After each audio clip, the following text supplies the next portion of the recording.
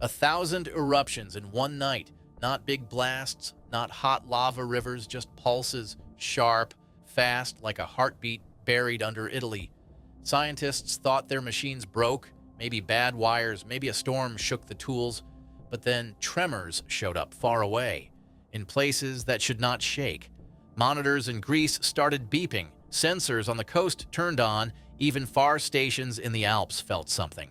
A soft shake, rhythmic, timed exactly with the Italian bursts. Something was moving stress across Europe, something strong enough to wake sleeping systems. And if the theory is right, this eruption is the first move, a chain reaction already starting. The night it began, the volcano glowed red. Heat, light, shaking, all pulsing like a drum.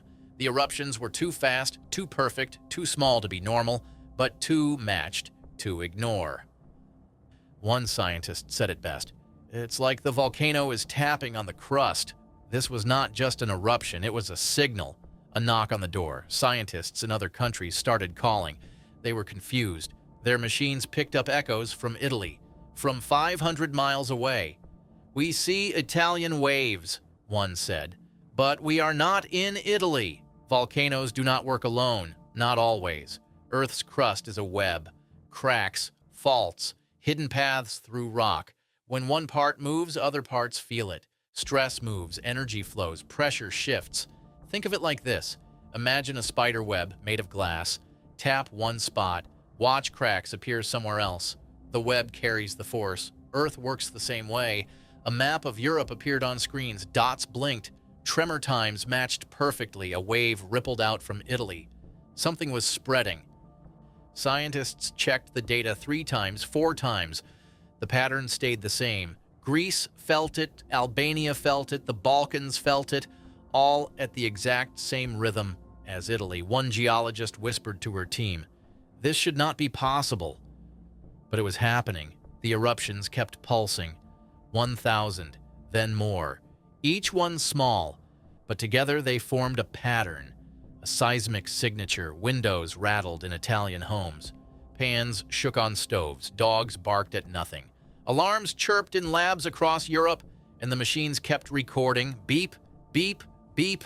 Italy to Greece, 600 kilometers. Italy to the Alps, 700 kilometers. All connected by invisible threads under the ground. Energy never dies. It just moves. And now it was moving across fault lines that had been quiet for years.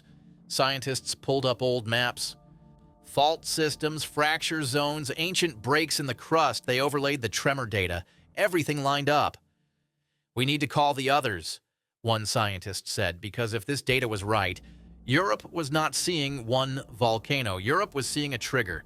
The first domino, and the question no one wanted to ask was simple. What comes next? The Italian volcano kept glowing, kept pulsing, kept sending signals through the rock. And somewhere beneath the Mediterranean, old faults were starting to listen. The vibration was spreading. Energy never gets lost, it moves. Tremors began showing up in strange places. Greece, North Macedonia, Albania. Random sensors flickered. Not earthquakes, echoes, like ripples in a pond. Scientists stared at their screens. The data made no sense. Until it did. Think of Earth's crust as a web of glass again. Tap it in Italy. Watch fractures appear in Greece. That is what stress transfer means. Pressure moves through whatever path it finds.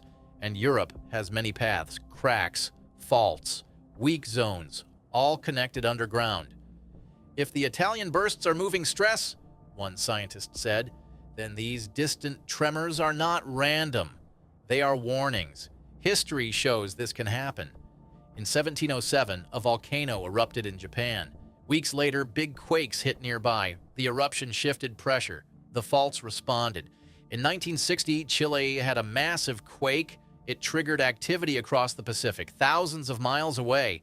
Even Italy's own volcanoes show patterns. Vesuvius, Stromboli, Etna. They do not erupt alone. They follow sequences. One wakes up, others follow. But many scientists were not convinced yet. Some said it was just chance, random timing, coincidence.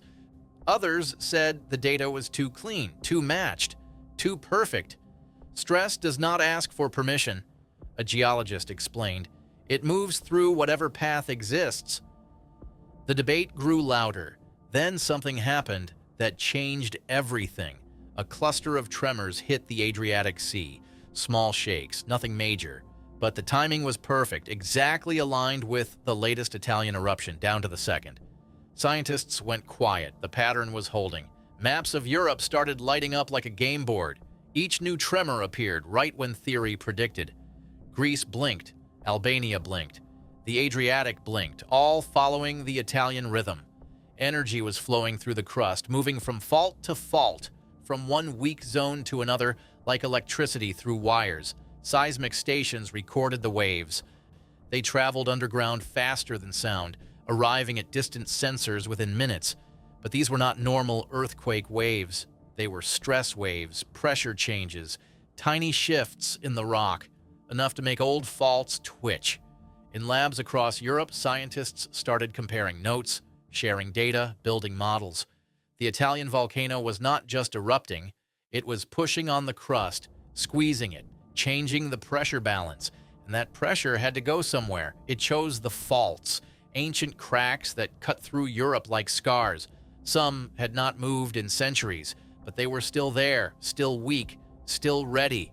One scientist ran a simulation. He mapped every known fault in southern Europe, then added the Italian eruption data. The model showed stress moving outward, spreading, reaching Greece, reaching the Balkans, even touching the edges of Turkey. "This is not normal," he said to his team. "Normal eruptions do not do this. They blow steam, they spit lava, they shake the local ground. They do not send signals 500 miles away unless something deeper is happening, unless the crust is connected in ways we forgot about." Fishermen off the Italian coast reported strange feelings. The hull vibrating, water trembling, something moving below. Residents in Naples said their floors buzzed at night. Not shaking, buzzing, like a phone on silent mode. In Athens, sensors picked up a pulse, faint but clear, matching the Italian tempo. Scientists checked the instruments again, calibrated, tested, ran diagnostics. Everything worked fine. The signals were real.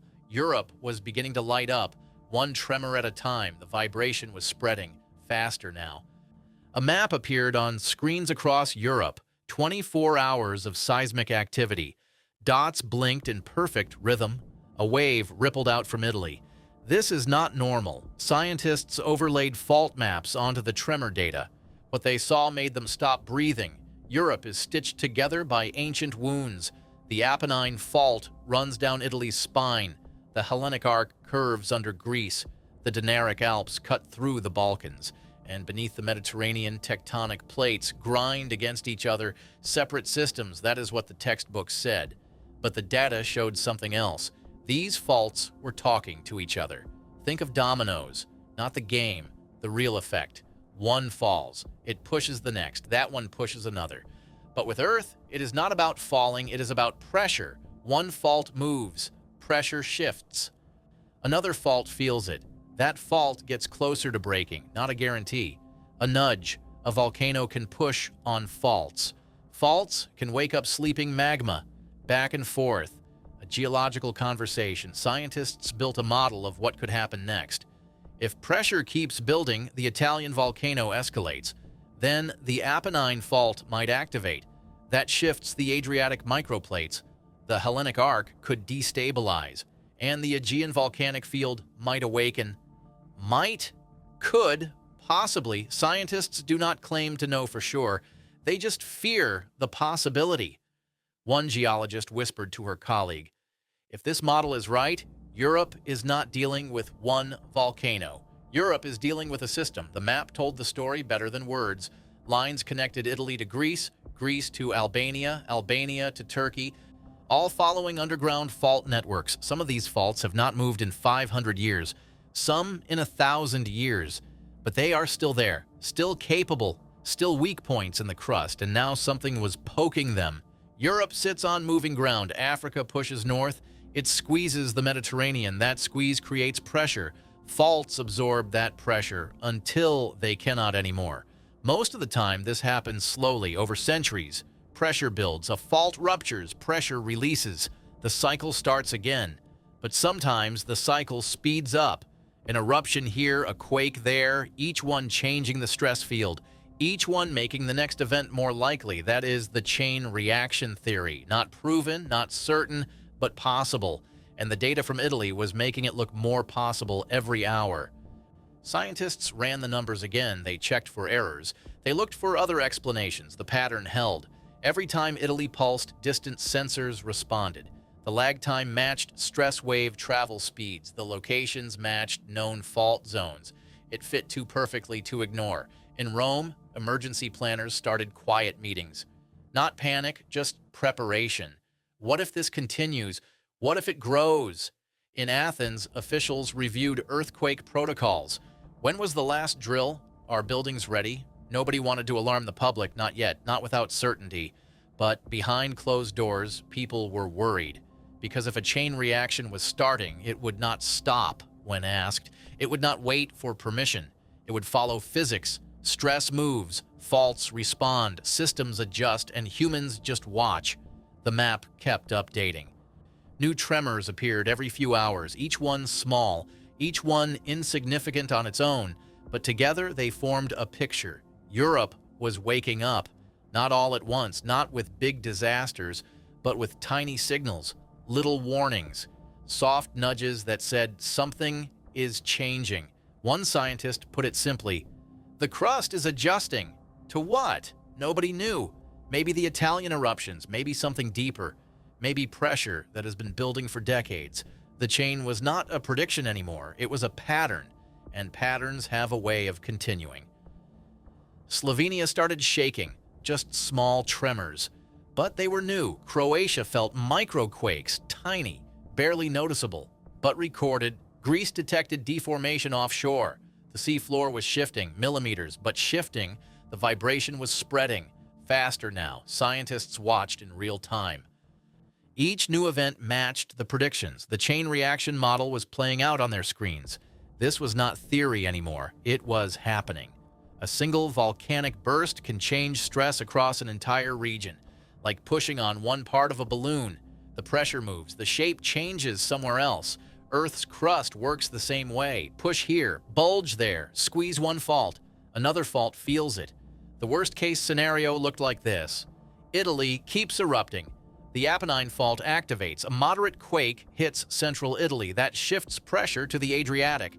The Adriatic responds with offshore tremors. Those tremors nudge the Hellenic arc. Greece sees increased activity. The Aegean volcanic field starts showing signs of life.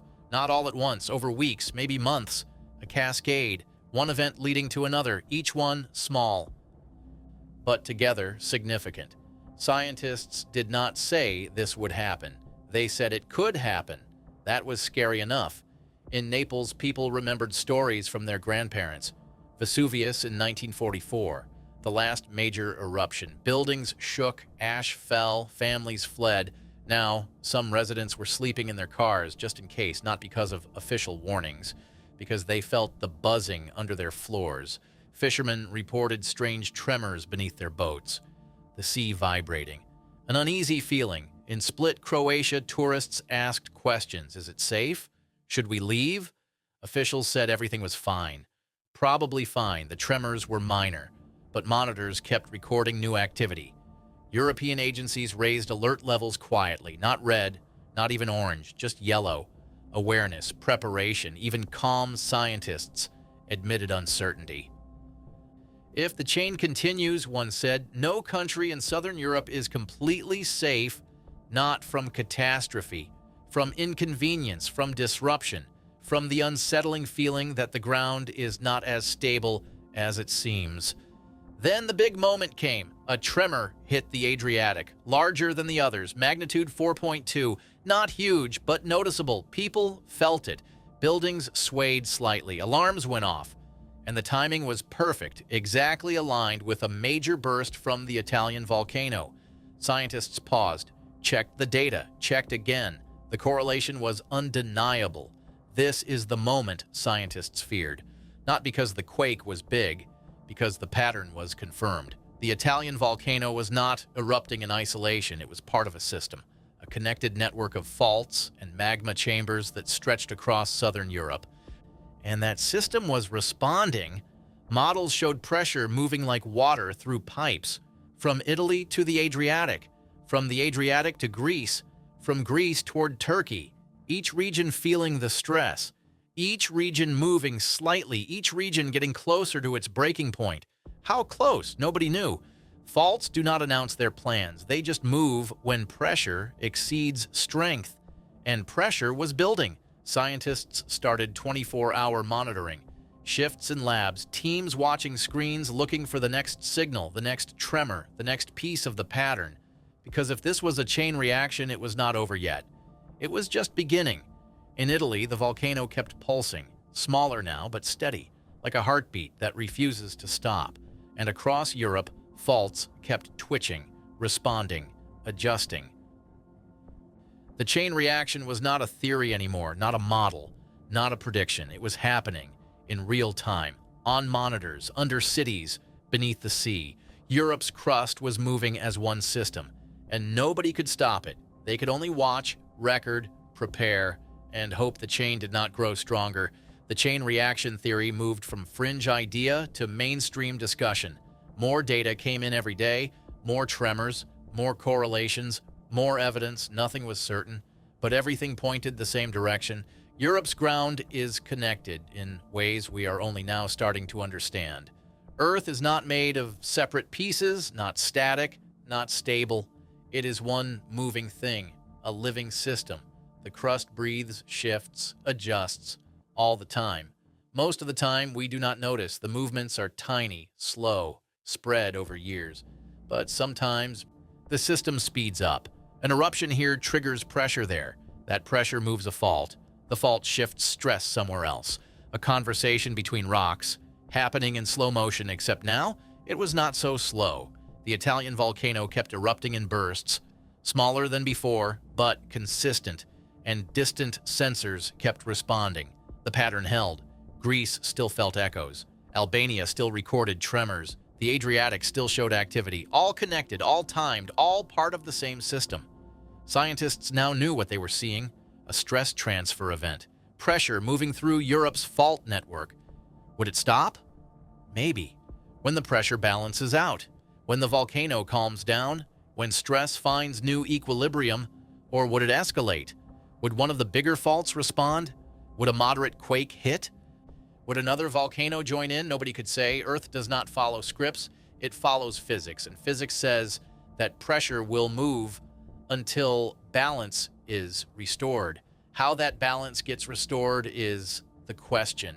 Slowly and quietly, or quickly and loudly, we wait to find out.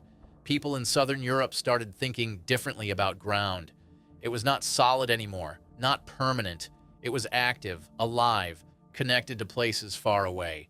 A volcano in Italy could shake Greece. A fault in the Balkans could nudge Turkey. Everything linked by invisible threads of stress. That changed how we see our world. We think of ground as stable, the one thing we can count on, the foundation, but ground moves. Always has, always will. We just built our cities on top and hoped for the best. Now scientists had better tools, better models, better understanding of how Earth works, but better understanding does not mean control. We can watch, we can record, we can predict possibilities, but we cannot stop a chain reaction once it starts. If the Earth is adjusting, it will not ask permission. It never has. The Italian volcano still glows at night. Red light against dark sky. Steam rising, heat pulsing. Tremor maps still blink with new data. Dots appearing across southern Europe. A rhythm that continues. Satellite images show the continent at night. Cities shining, mountains dark, seas empty, and beneath it all, the crust moving. Slowly, steadily, following laws older than humans. We live on a planet that is not finished forming. A world that still shifts, still adjusts, still responds to forces deep underground.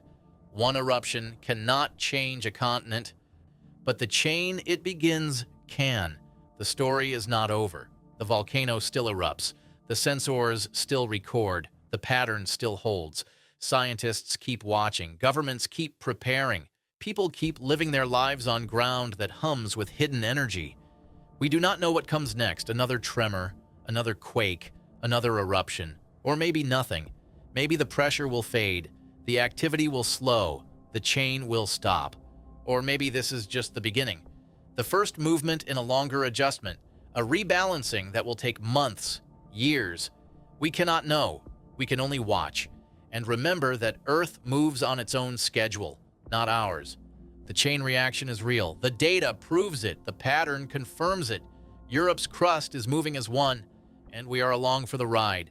The vibration spreads.